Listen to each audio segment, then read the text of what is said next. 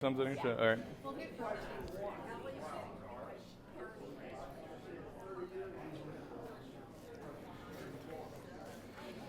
All right.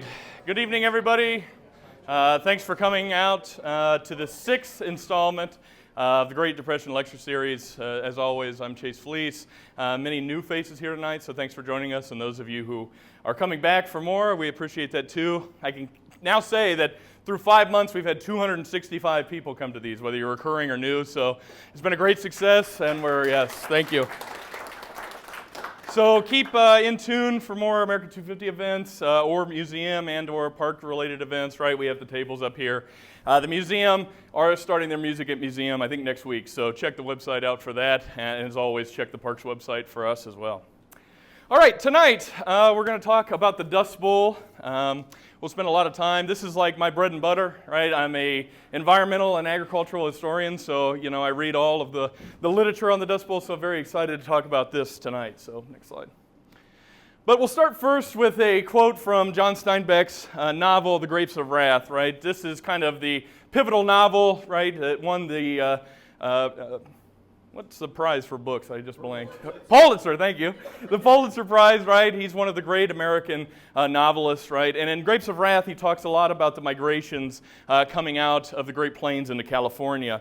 But this one passage, right, really gets buried into your head when you're doing your historical studies, right? And it ties back into what we'll eventually talk about. And he writes, and I quote, "Is the tractor bad?" Right? Is a tractor bad? Is the power that turns long furrows wrong? If this tractor were ours, it would be good, not mine, but ours. We could love that tractor then as we have loved this land when it was ours. But this tractor does two things. It turns the land and it turns us off the land. There is little difference between this tractor and a tank. The people were driven, intimidated, hurt by both, right? And so this original quote is talking about sharecroppers, and it's talking about them being driven off the land in favor of larger and more corporatized business farms, and the kind of struggle of small tenant farmers, sharecroppers, and their kind of challenge against facing that. But what it also does, if you read against the lines, is it talks a lot about what caused the Dust Bowl. And what we'll talk about is it's going to be the mechanization of agriculture, right, and the use of tractors and bigger equipment to kind of plow up the Great Plains. So whether he knew it or not, John Steinbeck is illuminating these kind of issues, whether it's economic, it's ecological, or it's cultural as well. Next slide. But before we talk about the Dust Bowl, it's going to take us a little bit to understand how these conditions came to be, right?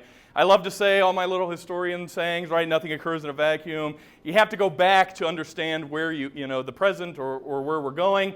And we'll first start just understanding the Great Plains, because that plays a great deal into understanding how the Dust Bowl came to be.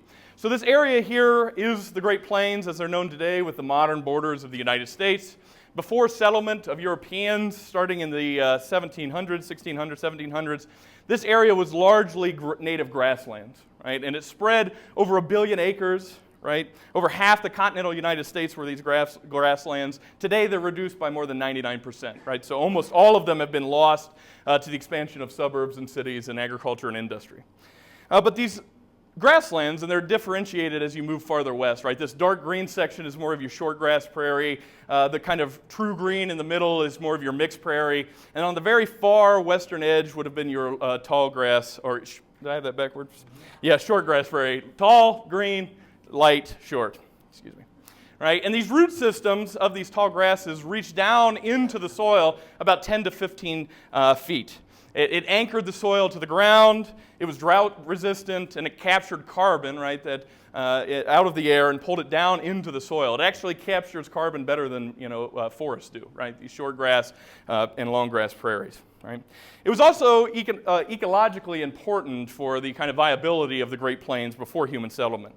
It provided those carbon sinks, which kept the temperature rather stable. It provided water and soil protection with those deep root systems, right? They would bury themselves 10 to 15 feet into the ground. It would allow water to seep down into the ground. And if you know anything about the Great Plains, we'll talk about later, most of the water does not come from precipitation, but rather underground aquifers that are kind of trapped underneath of the topsoil and farther down. So these roots would reach down in and allow the water to be replenished. It would stop natural soil erosion, and it provided critical habitation for kind of native grazers. Think of the bison and pollinators that we know today. Next slide. And what's very important is the natural kind of climate of the Great Plains is one that is arid to semi-arid. And so this nice white dividing line is really the average precipitation in the continental United States. Obviously, the green areas have heavier or more annual rainfall, and these red, orange areas are less, right? And so these orange and red areas are less than 20 inches annually. The green areas are more than 20 inches annually. And this kind of white line, if you were to look on it on a map, would be the 100th meridian. And what that is it's this beautiful division line where you move more west and it does not become sustainable for agriculture, right? To have successful agricultural production without irrigation, you need 20 inches annually of rainfall, right? And so this dividing line, as you head across this east-west gradient, the rainfall drops, and the possibility of doing any kind of intensive agriculture falls off pretty precipitously, right? And so this area is going to be, that we're going to talk about, Nebraska, what is modern-day Nebraska, Kansas, Oklahoma, Texas, the Dakotas, into Montana. This is where the Dust Bowl is going to occur, right? Of course, when we talk about it later, as people stream across the western United States to settle it, they don't know about the 100th meridian being this, dividing line between what is possible for agricultural production and what's not, right? And in fact, when we talk about it, they thought they could change it through their own will. All right, next slide. But in addition to this kind of native ecosystem of short grass and tall grass prairies and then mixed prairies, as well as this limited precipitation, you also have a large population of North America's largest mammal, the bison, or buffalo, right? And this map to the left-hand side is their historic ranges in North America. You can see as far as Pennsylvania in the 1700s, right, bison roam freely. Right where we're standing when it was the Great Black Swamp, there would have been an eastern, variation of the bison, the eastern woodlot bison, which would have lived in Ohio and Indiana. All of them are driven back west into these kind of pockets.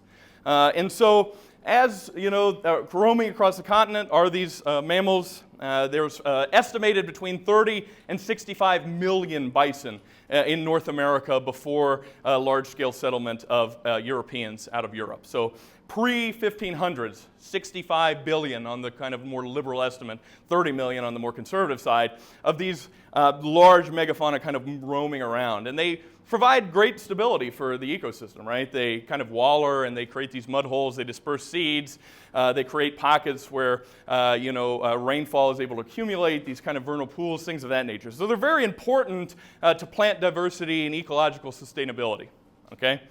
They're also important for the individuals that live there, which we'll talk about next, or the Plains Indians, those indigenous populations that live in the center of the continental United States. They provide not only physical sustenance, where they're consuming and using portions of the bison to sustain their own life, but they have these spiritual connections as well. And so there's lots of things going on in the Great Plains long before the Dust Bowl even happens, right? That if you are kind of forward thinking, you understand are going to be a problem when you try to plow up the ground and plant wheat, corn, and a variety of agricultural products, right? All right, next slide. So as I kind of mentioned, there were already inhabitants in this Great Plains region, right? 30 independent tribes and nations lived within the area we now know as the Great Plains, usually called the Plains Indians by historians and anthropologists. And they inhabited the land west of the Mississippi River to the Rocky Mountains and from what is now the Canadian border down to modern-day Texas, right? Obviously, there is no one-size-fits-all with anything that humans do, especially not indigenous populations. So many of them were nomadic, meaning they kind of moved from place to place. They didn't have a sedentary lifestyle. They would follow the migrations of bison as they moved across the Great Plains. Obviously, naturally, the bison are going to follow where the grass is available. So they'll start in the north, head south as it comes into winter, and vice versa, follow those kind of pockets of water. And many of these tribes would follow the bison around to kind of live off the bison economy, as we now know it, right? Hunt the bison, use the products, things of that nature. Other kind of tribes within this kind of configuration were more sedentary. They practiced agriculture of the Three Sisters, which we just at the farm did a program on, right? Corns, beans, and squash. They had a more sedentary lifestyle. They did a little bit of game hunting, but they weren't moving around. They also, which is very important, right? If you've ever seen old films or kind of understand the mythology of the American West, is that these Native Americans were using horses as far back as the 1500s. The Spanish, a very long time ago, right, take control of places like Texas, in California. They bring horses from Europe. There were no horses in North America before the Europeans settled. There was a long time ago, but that's a whole other lecture, right? And so they bring these horses here in confrontations between the Spanish and the Native Americans. The indigenous populations are able to get hold of horses, and they become master horsemen, right? They use them to travel across their territory. Think of the Comanches and other, kind of formidable tribes, and they're able to move more vastly among this Great Plains region, both in hunting and in territorial warfare. Next slide. But all of that is going to change as the settlement of what is now the United States begins moving westward, right? The nation's founded in 1776, 250 years ago, and from that very moment and even before, Americans are very interested in this idea that we're clustered around the old British colonies, the 13 colonies on the eastern seaboard, but we know that this continent stretches. It stretches to the north, it stretches to the south, and it certainly stretches west. And Americans start believing that they want to stretch from sea to sea, from the Atlantic to the Pacific, and from the Arctic down to the Gulf of Mexico, right? They're very interested in this idea. And what comes out of that later in the 19th century is this idea of manifest destiny, right? It starts a long time ago, 1630. John Winthrop gives this speech at the Massachusetts colony, and he says, "We're a city on a hill." Right? He says of what he didn't envision as the United States, but as a separate colony away from the monarchical system of Britain, was that he said, "For we must consider that we shall be a city on a hill. The eyes of all people are upon us." And he urged his fellow compatriots that God's instructions were to be fruitful and multiply and replenish the earth and subdue it. Right? And so he's thinking very small scale in the Massachusetts colony.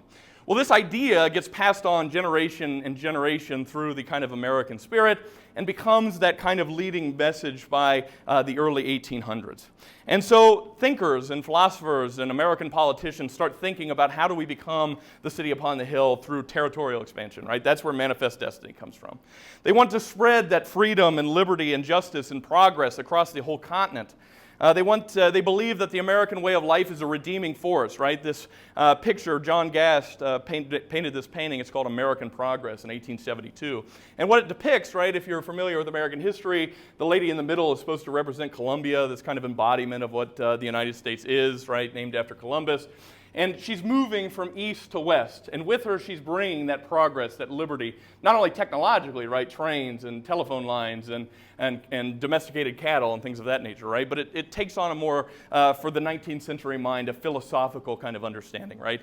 That why we think that our technology and ways of agriculture are redeeming force, right? It's also this conquering of light over dark, of sophistication over savagery, right? A very 19th century conception of the way that we're moving across the continent, right? And they believed, as John Winthrop did, that it was a divinely inspired, kind of message, or it was a mission, right? That the United States was endowed with its creator to expand from sea to sea and from north to south, right? Hemispheric domination. How does the United States move into British North America, which is now Canada, down into Mexico, and from sea to sea, right?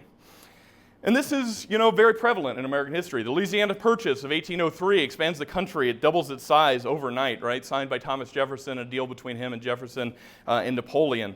The Mexican-American War is fought between the Mexicans and the United States. The Treaty of Guadalupe Hidalgo in 1848 expands the country again, right?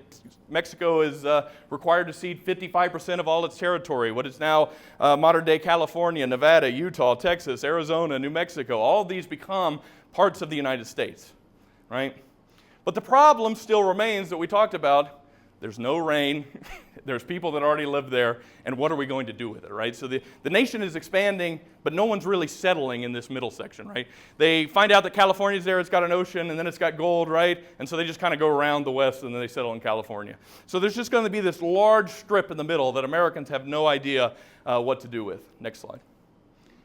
So in the midst of a civil war, Abraham Lincoln signs the Homestead Act in 1862 and says the government's going to put money behind it to make sure that that western section of the United States, that Great Plains section, is settled by Americans, right?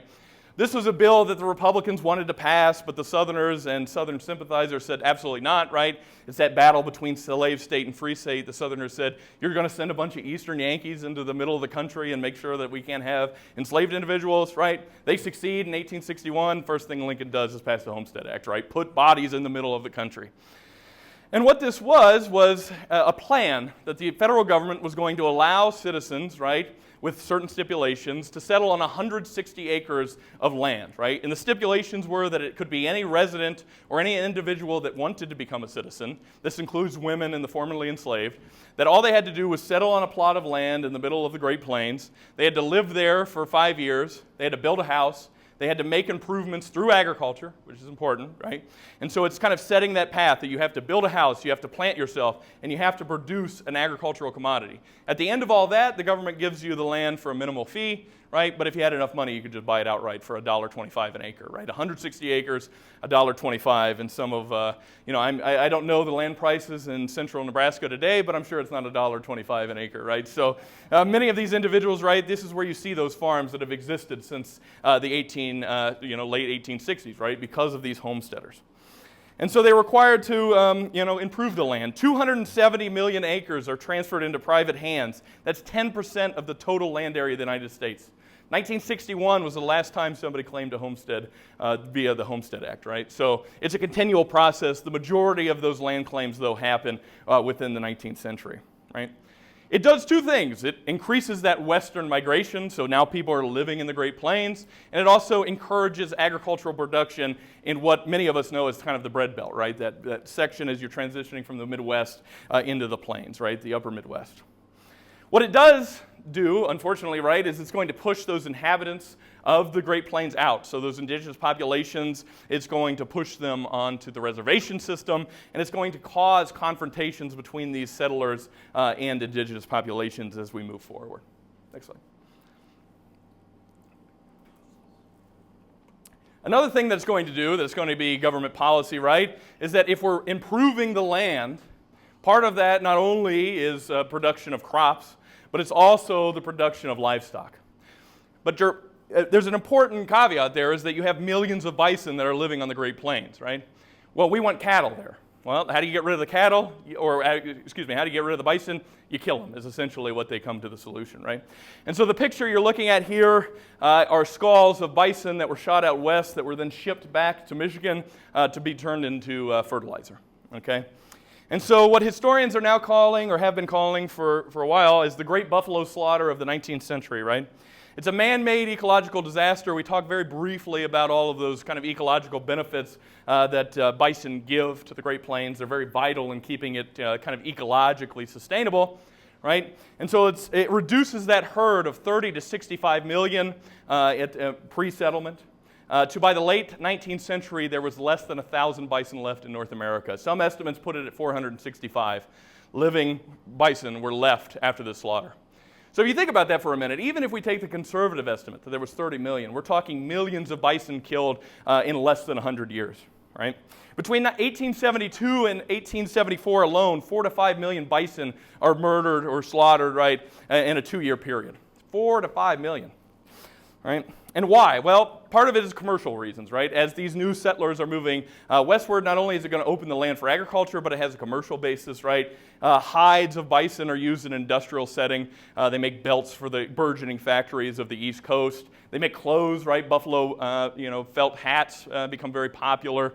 The bones themselves can be crushed into fertilizer to use on farms in the east, but also in the west as they get established. It was also government policy to kill bison, right? And William Tecumseh Sherman once said that if I could kill all of the Native Americans and leave the bisons, I would, but the best solution would be to kill the bisons instead, right?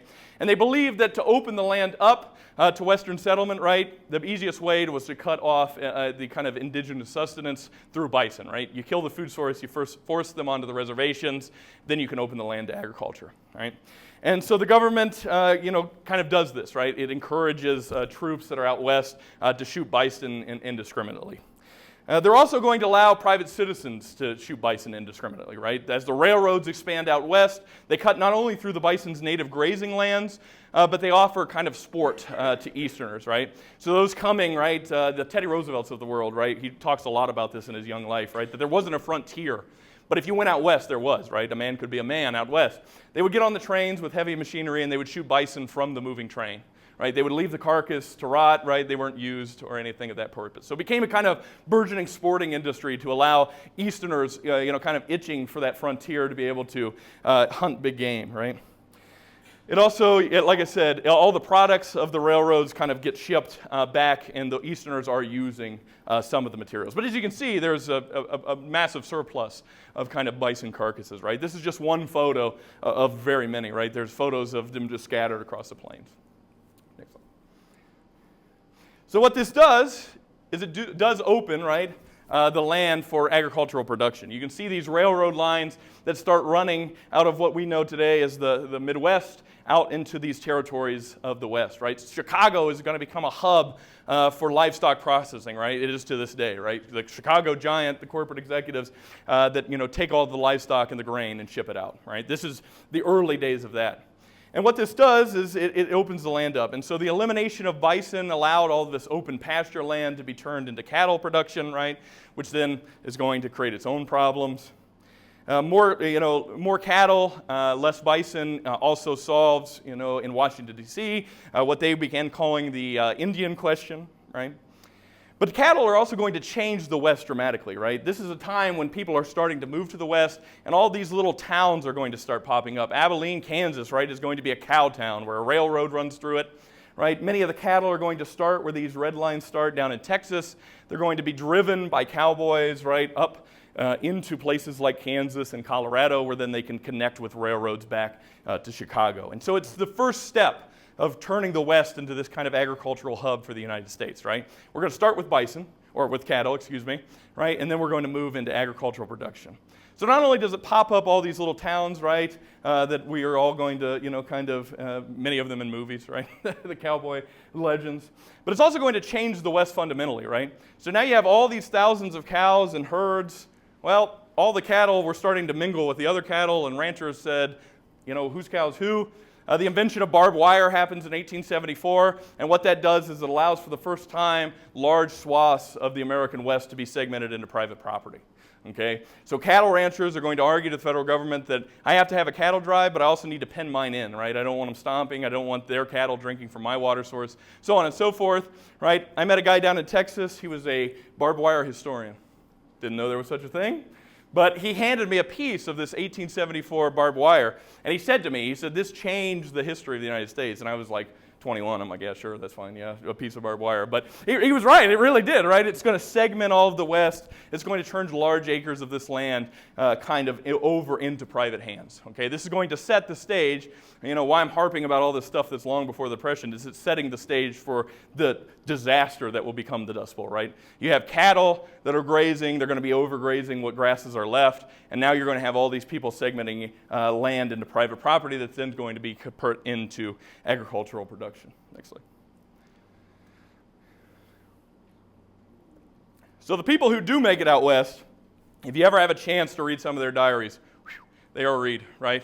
We'll talk a little bit about how hard it was, but this is a picture here from Nebraska of a family living in a sod house, right? These are those homesteaders of the late 1800s that are going to stake their claim in the Great Plains and try to make kind of a life out of it, right? So following the Homestead Act, 1.6 million of those titles are kind of given out to Americans. Of that 1.6, 960,000 are in the Great Plains alone, right? People weren't going past the Great Plains. Land speculators were arguing to Easterners that this is going to be paradise, right? That if we turn it over to the plow and we put it to agricultural production, right, this will be the Garden of Eden, essentially, right? And many people, they accept that rationale, and so they move to the Great Plains, 960,000 of them, right? Every state bordering the Mississippi River lost population after the Homestead Act. In 1 year alone, Nebraska's population increased by 495%. Right, of people just rushing to claim their 160 acres, build a house, right, and start improving the land. But life on the Great Plains, as if I haven't made it clear enough, was pretty hard, okay? If you're familiar, if you've driven through, there's not a lot of trees, right? It's grasslands. That's what it was natively. And so there weren't trees to build houses, and so what they would do is they would create these sod houses, right? Part of the stipulation of the Homestead Act was there has to be a house on the property, right? Well, with no trees, you're going to cut bricks of dirt, and you're going to stack them, and you're going to make that your house, right? Miserable, okay? Harsh conditions, right? It's going to have really harsh blizzard-like conditions in the winter.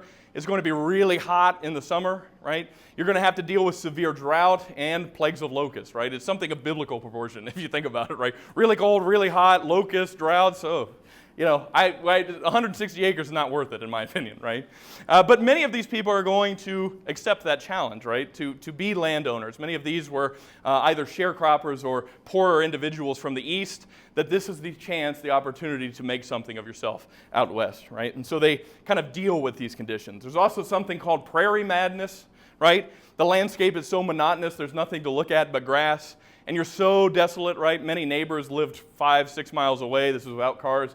That people would literally go insane. It was called prairie madness.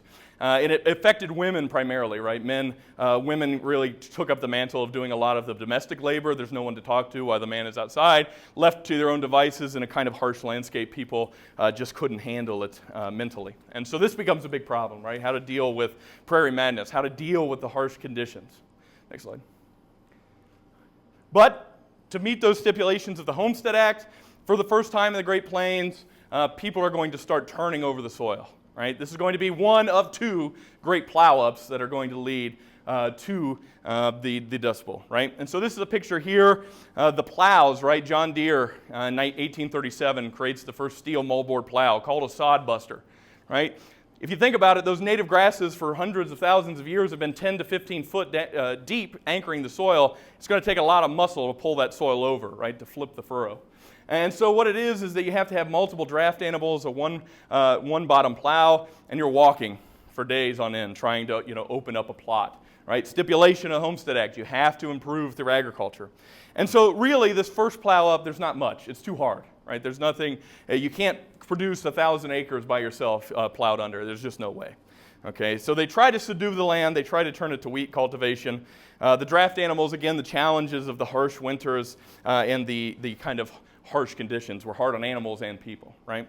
There was also this beautiful pseudoscientific belief that rain follows the plow, right? That every time you plow, it will rain in a semi-arid, climate, right? And they believed, and this is the beauty of it, right? The claim was that plowing would allow the soil to retain more moisture, right? The result of that would be that the moisture in the soil would evaporate locally, that it would rise into the sky, and it would create rain. And then as you kept plowing, within one generation, the semi-arid climate of the Great Plains would become the lush metropolis of the Midwest, where we would invite the rain in, right? And so many people believe this. There was no scientific basis for that. We now know that plowing in and of itself is pretty destructive, right? But think about doing that in an ecosystem where the native grasses are retaining the water. Think that by breaking them up, you're going to invite more water in, right? And so many farmers and homesteaders in the West are going to be, even into the 1920s and 1930s, are going to believe that rain follows the plow. That if we only plow a few more acres, right, the rain will come, okay? In 1870, based on this belief, there was only about 5 million acres under cultivation. In one decade, by 1880, it had risen to 24.5 million acres. That people had walked behind the one bottom plow and the draft animals, right, and they had plowed millions of acres, believing that the rain would follow. There's a wet period of the late 19th century that kind of feeds into this belief, but by the 1890s, it goes right back to a drought, okay? And agriculture really doesn't take a hold. Next slide. Okay, so finally, now that I put you all to sleep, we're at the Dust Bowl, right? But all of that is important. That's what I tell my students, right? We can't just hop into World War II and understand where we're at, right? We got to go back, okay? So we're going back, right? But these are the most important things that led to the Dust Bowl. The first that we'll talk about are kind of the technological innovations that are going to speed up that process of plowing. The second is going to be a really fancy thing, but it's just going to be essentially the early 20th century pluvial, just means an abundance of rain. Climatologists have thought about this for a while. It's like a really anomalous event, right? It's going to be the most rain in 1,000 years in North America. Why it happens, a bunch of factors. It'll never happen again, right? They don't know this in 1920, though, right? We'll talk again, we'll return to the World War I and the wheat demand. Then we'll go to the 1920s and talk about the debt-fueled kind of acreage expansion. And then we'll get to the Dust Bowl and talk about its kind of ravaging disaster that it has on the Great Plains. Next slide. So if you think back to that photo I showed you of the one-bottom plow, right, driven by oxen, right? In the early 1900s, the invention in the wide-scale availability of steam engines is going to accelerate this process tenfold, right? So you go from a one-bottom plow behind draft animals to a six-bottom plow, seven-bottom plow behind a steam engine, right? And so that 24.5 million acres, which was impressive enough with draft animals, is going to be eclipsed by, kind of mechanization. All right, and so in the early 1900s, it's the steam engines. Next question, or next slide. By the 1920s, the availability of gasoline tractors is going to accelerate this process even more, right? The affordability of gasoline compared to steam is going to revolutionize this, right? Henry Ford, just out of Michigan, with the Fordson tractor available and being able to be purchased by many farmers.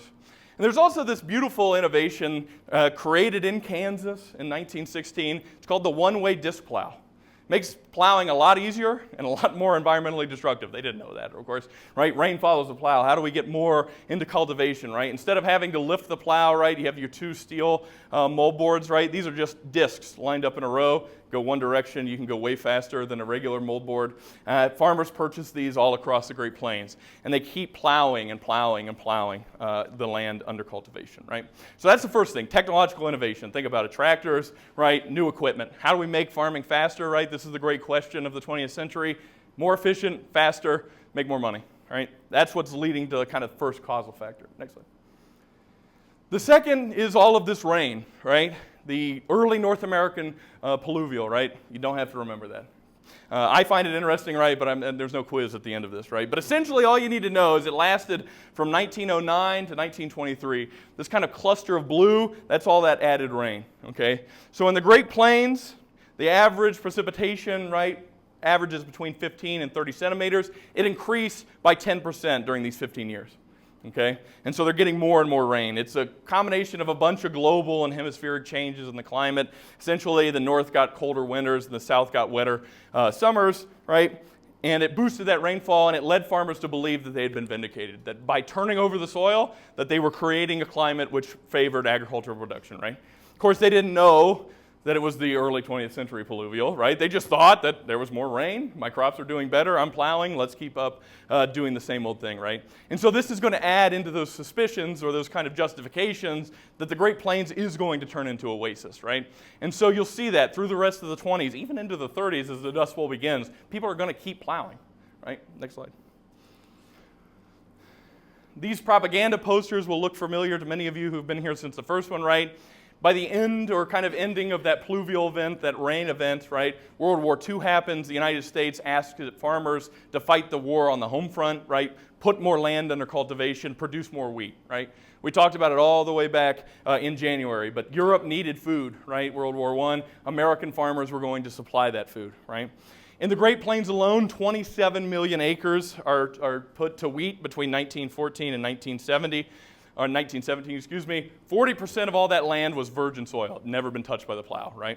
And so farmers are taking the most marginal land out into production, right? Europe needs wheat. The United States government has now guaranteed us a price at $2.20 a bushel, and so we're going to plow the land under, right? With the high prices, they also are going to secure loans, not only for acreage expansion, but for mechanization as well, right? All those new, that one-way disc plow, the new steam and gasoline tractors, you know, the government's guaranteeing me $2.20 a bushel through 1919. Get in while the getting's good, right? Strike the iron while the fire's hot. They're going to do all of that, right? Next slide. But what many of you will remember is that European demand for American wheat is going to fall off in 1920, right?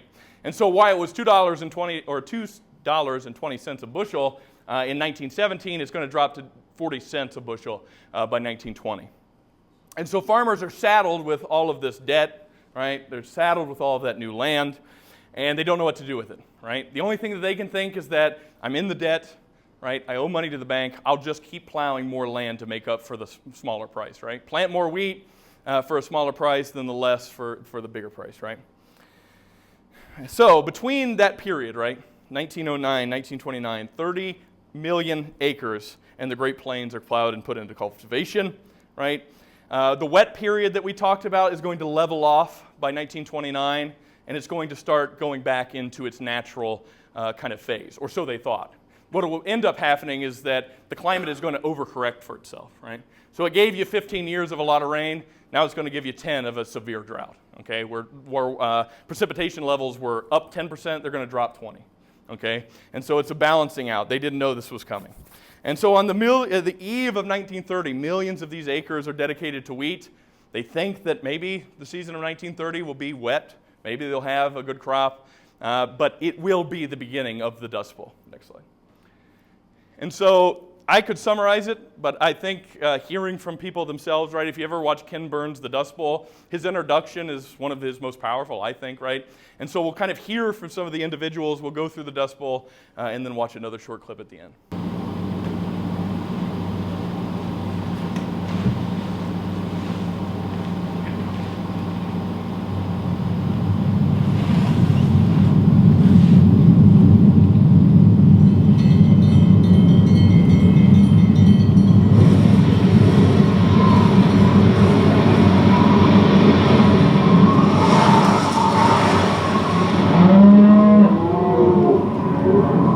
Let me tell you how it was. I don't care who describes that to you. Nobody can tell it any worse than what it was. And no one exaggerates that. There is no way for it to be exaggerated. It was that bad. It was just unbelievable. It'd blister your face. It would put your eyes out. Well, I guess I can't describe it. It was just constant, just that steady blow of dirt. As far as you could see, there was a dust storm coming right towards you. This giant wall just coming towards you. And you still had the feeling, whether you would admit it, that something was going to run over you and just crush you. It was almost surreal. The dust. There's nowhere you can run. You can try to get out of it, but it's as if it follows you, follows you, follows you. You can't escape it. Looking back on it, I think it carried with it a feeling of,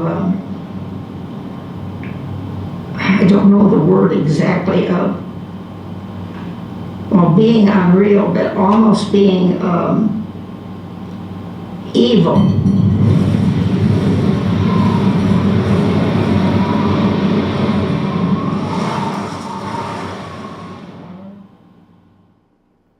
So that is Ken Burns' Dust Bowl. If you haven't watched it, it's 2 episodes, about an hour and a half each. Fantastic, right?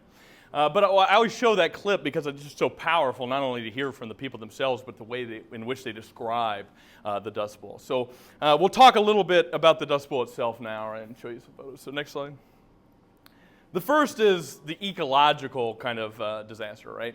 It's going to be arguably the largest, other than maybe Chernobyl in 1986, right? Largest ecological disaster, man-made ecological disaster in history, right? Certainly American history, arguably global history, right? This was a process done by man, right, for the benefit of themselves. And so this is a picture of a field. You can just see how bad the erosion was, how severely, kind of dried out the soil had become. So there was 15 to 25% less precipitation than normal that's coming off of that kind of wet decade. There was no systems in place. This is going to be very important. There are no systems in place to tap into those underwater aquifers to provide any kind of large-scale irrigation. And there are no systems in place to deal with the kind of fallout of all this erosion, not only ecologically, but economically. Okay, and we'll talk a lot about the Okies towards the end, right?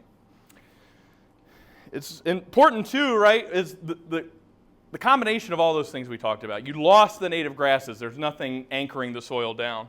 You've got this loose soil that's caused by this continual plowing plus the kind of severe drought. And you have no windbreaks. There's naturally no trees. There's nothing to stop all of this combination. It's going to lead to this highly vulnerable topsoil being blown over thousands of miles. Next slide. And the most kind of remembered events are going to be the dust storms themselves, or what people out west would call black blizzards. And this is going to be when loose topsoil, all of that kind of dried out agricultural land, is going to be lifted up and get into the airstream, and it's going to be swept across through the air currents. They could be miles wide, right, as in this photo. They would be black in the sky, effectively make it nighttime during the day. And they would scoop millions of tons of topsoil from localized areas and transplant them all across the country. And so we'll talk about two storms in particular that are kind of buried deep in the American consciousness. The first one is going to be in May 1934. It's an early storm that's going to, this is a picture of it, the black blizzard. You can see just how massive and how impending, right? When the lady talks about fear and doom, if you read journals from the Dust Bowl, a lot of people thought it was a plague of biblical proportions, and you can't blame them. I mean, if you're looking at a mile-long, thick, black, cloud coming at you, it would be a sense of kind of impending doom. Well, this one in May 1934 starts in early May. It begins as a localized storm in the Dakotas and Montana, and then it kind of sweeps across the plains. On May 10th, a massive dust cloud, it reached Chicago, and it deposited 12 million pounds of dirt on the city of Chicago. This is topsoil from the Dakotas, from Nebraska, and from Kansas, right? Prime agricultural soil that takes hundreds of years to replenish, now dumped on the city of Chicago. At the same time, May 10th, all those coastline kind of cities along Michigan, they're having to raise the fog alarm all night to make sure that the boats don't crash into the coastline. May 11th and 12th, it's going to continue moving eastward. It reaches Boston, New York City, and Washington, D.C. In Washington, D.C., President FDR is going to be there, right? And he's going to start using the physical example of dust on the congressional desks to kind of prod congressional representatives into knowing that this is a problem, right? They're kind of slow to act. It's the federal government, right? Out west, who cares about the farmers out there? Well, now their topsoil's on our desks, right? And so FDR behind the scenes is going to start thinking of solutions with his Congress on how to kind of solve this issue. By May 12th, boats that are 300 miles off the East Coast are reporting that they have dust landing on their decks, right? So if you think about it, this topsoil that's picked up in South Dakota is ending up 300 miles into the Atlantic Ocean. That's how powerful these storms are. It's sweeping across the nation, right? Read the newspapers in Chicago, people are talking about. I think the closest thing for us would be if you remember those Canadian wildfires that have made everything really kind of foggy and hazy, right? But just imagine that amplified to a million tons of dirt in the sky, right? This is how I kind of picture it, much worse. But they're wondering, where is the soil coming from? Why is it coming from? How do we solve this? Chicagoans don't want to be pelted with South Dakota's soil. The most probably devastating dust storm in American history is called Black Sunday. It occurs on April 14th, 1935. This dust wall pictured here in Spearman, Texas, is 500 to 600 feet high. It was a wall of dust that swept across Colorado, New Mexico, Kansas, Oklahoma, and Texas. This storm was so severe that it completely blotted out the sky at high noon, and it made it midnight light conditions. The visibility was absolute zero. You couldn't see anything. The storm itself is going to deposit 300,000 tons of topsoil across that area, stretching from Colorado to Texas. Directly results in 12 deaths via auto accidents, suffocation in one kind of horrifying case. As well as lost. Individuals would just get lost. I mean, visibility absolute zero, fell into holes, creeks, things of that nature. There's thousands from this storm alone of indirect deaths, and talk about kind of the illnesses in the next slide, right? And so the illnesses alone that are based on this kind of moving dust cloud are going to be hard to track, especially in the 1930s. But we can safely estimate that it was thousands, if not maybe tens of thousands of deaths. This does not count wildlife that's going to be suffocated by the dust. This does not count all the farmers who lost cattle because of the dust, right? The cattle are going to breathe this in, not only get it in their lungs, but it's going to fill their stomachs as they're trying to graze on the grass of what is left. They're going to eat just pounds and pounds of dirt. They're going to kind of die through starvation, malnutrition, and kind of lung-related issues. But children and the elderly were particularly vulnerable to what they began calling dust pneumonia.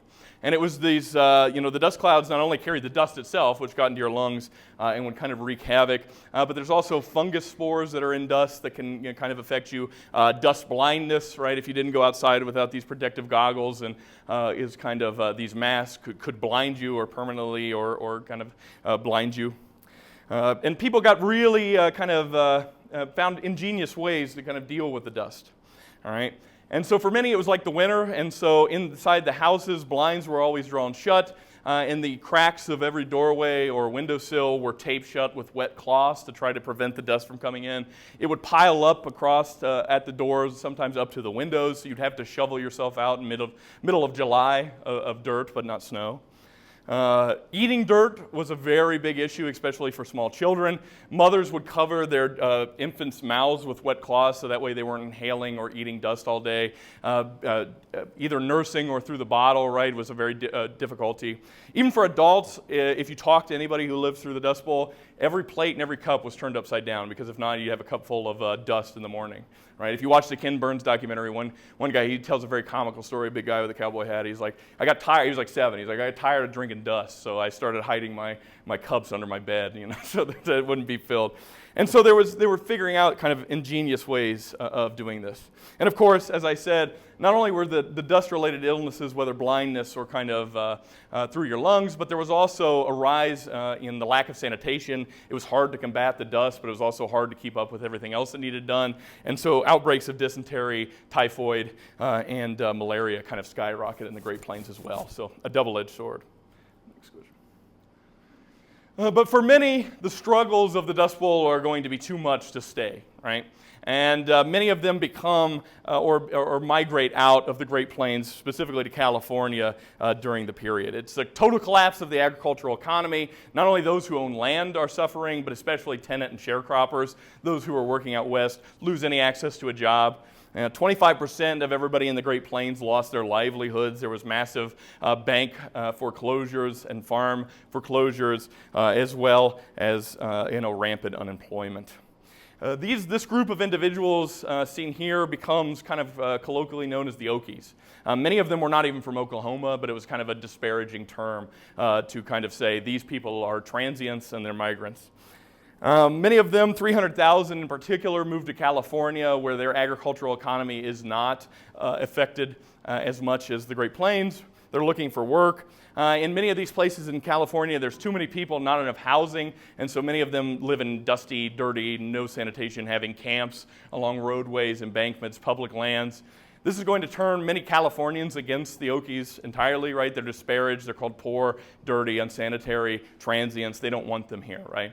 A big plot point, the kind of internal struggles in Steinbeck's novel.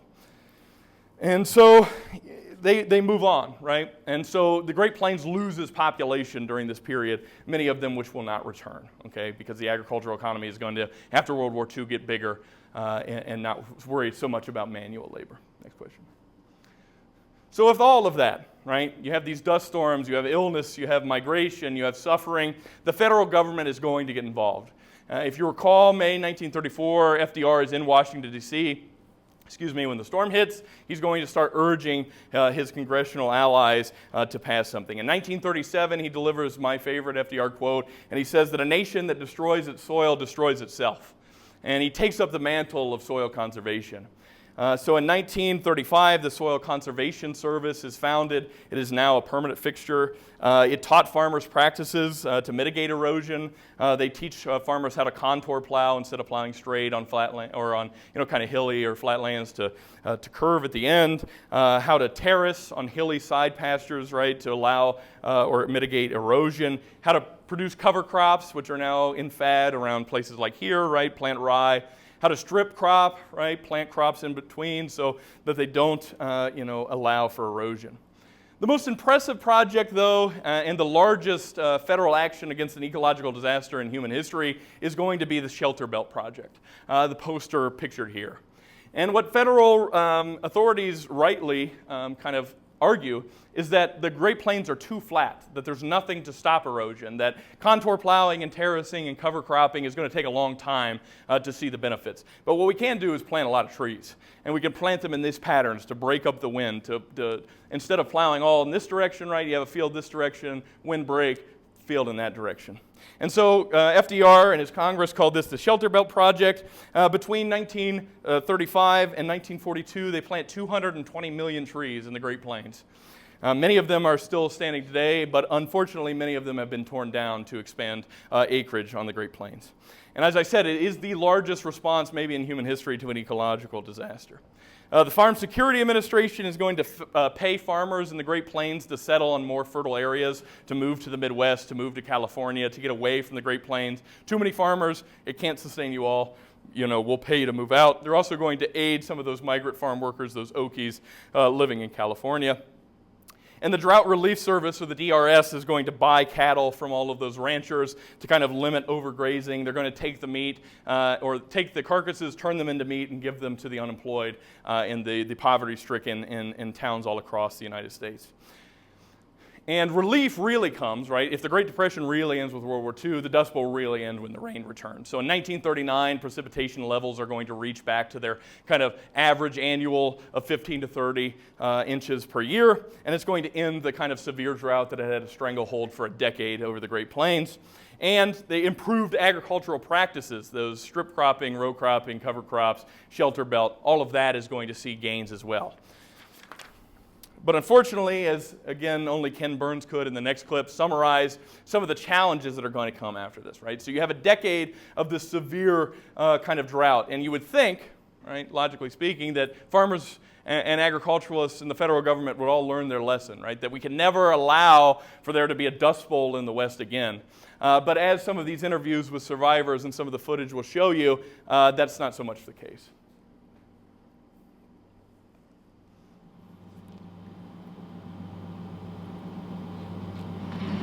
In the first 5 years of the 1940s, land devoted to wheat expanded by nearly 3 million acres. The speculators and suitcase farmers returned. Parcels that had sold for $5 an acre during the Dust Bowl now commanded prices of $50, $60, sometimes $100 an acre. Even some of the most marginal lands were put back into production. The same process, Howard Finnell warned, is starting again in the very same place. I always said I was the only one who could remember those dreadful days, Caroline confided to a friend, adding, people have simply assumed it couldn't happen again. Then, in the early 1950s, when the wet cycle ended and a 2-year drought replaced it, the dust storms picked up once more. But the damage to the land was mitigated by those farmers who had continued using Howard Finnell's conservation practices. And because nearly 4 million acres had been purchased by the government during the Dust Bowl and permanently restored as national grasslands, the soil didn't blow as much. At least a few lessons had been learned. We want it now. And if it makes money now, it's a good idea. But it isn't necessarily it's a good idea. If the things we're doing are going to mess up the future, it wasn't a good idea. Don't deal on the moment. Take the long-term look at things. I think that the most basic lesson was be humble. Respect the land itself. Listen to what it's trying to tell you. If the wind blows 60, 70 miles an hour for 50% of the year, there's a reason why only one thing is growing there, and it's native grass. Don't try to put things in place there that don't belong there. Listen to the land itself. But now, instead of looking to the skies for rain, many farmers began looking beneath the soil, where they believed a more reliable and irresistible supply of water could be found. The vast Ogallala Aquifer and underground reservoir stretching from Nebraska to North Texas, filled with water that had seeped down for centuries after the last ice age. With new technology, farmers could pump the ancient water up, irrigate their land, and grow other crops like feed corn for cattle and pigs, which require even more moisture than wheat. The only thing that's holding that ground together is that irrigation water that comes out of the Ogallala. The Ogallala is about 100 feet deep on the average. We've used over 50 feet of it now. We've got about 20 years of water left under these 8 states, or these portions of these 8 states, and it's disappearing. It's going to be gone in 20 years. If you lose the water, you're going to lose the land. And that's it in a nutshell. My folks put in one of the first irrigation wells, and we thought it was a great idea. As I look back at it now, it was the beginning of a bad idea. Having irrigation water permitted us to do some things that weren't good for the long term. And some of these days, I'll be gone, but somebody is going to be out of water. Folks are going to have trouble getting enough drinking water. And they'll look back and say, and to think, back there in the 50s and 60s, they used up our drinking water to raise hog feed. I think the Dust Bowl can happen again, most emphatically can happen again. It can become a creeping Sahara. The Sahara Desert, a few thousand years ago, was a savanna. We know that it's possible to turn from savanna to a stark desert, and there's no reason to think that it can't happen in the middle. Alrighty, so next slide. So that's pretty much the Dust Bowl in a nutshell, right? Largest ecological disaster in American history, confronted pretty well by the federal government with the Shelter Belt Project and its kind of education of agriculturalists across the Great Plains. But as Ken Burns in that documentary is now 20 years old, the Ogallala has kind of lost water even more rapidly since then. It's not quite out, but it's getting close, right? And so some of those lessons that I think are very important from those who lived and farmed during the Dust Bowl, kind of endure through his documentary. All right, so I will take any questions you may have, and I appreciate it as always for coming, and thank you very much.